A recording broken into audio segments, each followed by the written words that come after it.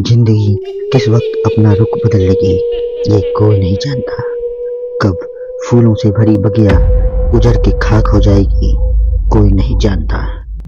कब मैदान रेगिस्तान हो जाएगा, कब खुशियों से भरी जिंदगी मायूस हो जाएगी ये कोई नहीं जानता। ये कहानी है अनुष्का की, जिसे बिल्कुल भी उम्मीद नहीं थी कि उसकी जिंदगी का अगला पल उसके लिए क्या लाने वाला था। एक ऐसा अंधेरा जो हमेशा के लिए उसके खुशियों को खा जाने वाला था। मम्मा, तुम कब से तैयार हो रही हो और कितनी देर? जल्दी चलो ना, हम लेट हो जाएंगे। अभी आई लाडो, बस 2 मिनट। साड़ी तो पहन दे बेटा। लगता है मम्मा आप भूल नहीं है कि आज मेरे कॉन्वोकेशन सेरेमनी है और मैं फर्स्ट आई हूँ। आज के दिन मैं लेट नहीं हो सकती मम्मा, इसलिए तो समय लग रहा है बेटू। जिसकी बेटी फर्स्ट आई है उसे तैयार भी तो टॉप क्लास होना पड़ेगा ना। है कि नहीं? अनुष्का बचपन से ही पढ़ाई में बहुत तेज थी। हमेशा फर्स्ट आना, एक्स्ट्रा करिकुलर एक्टिविटीज में पार्टिसिपेट करना और अपने घर वालों के नाम रोशन करना, ये सब उसके लिए मामूली बात थी। हड़बड़ाते हुए अनुष्का अपने मम्मी पापा के साथ अपने कॉन्वोकेशन में चली जाती है।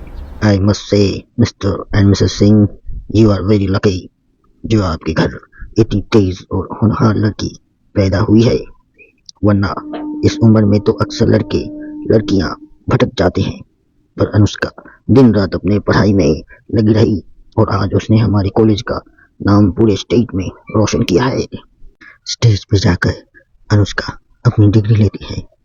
उसके लिए आज का दिन बेहद ही खुशी का था और वो इस पल को हमेशा के लिए अपने मेमोरी में यादगार कर लेना चाहती थी।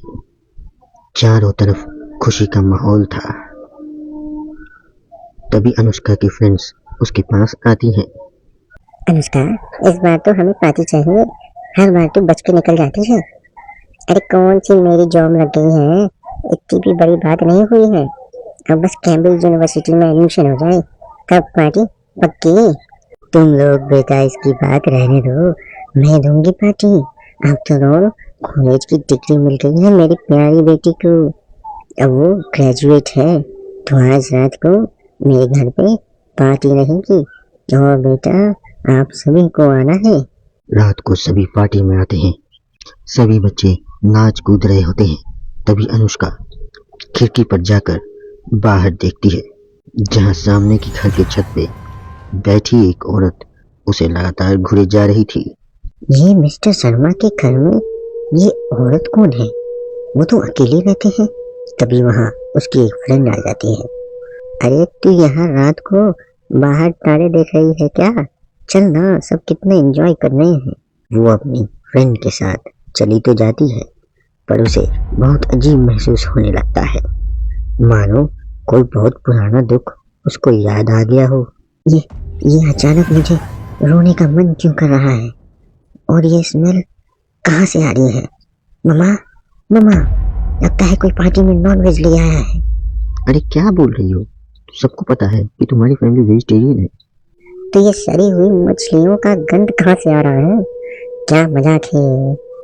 ये बोलकर अनुष्का जोर जोर से चीखने लग जाती है।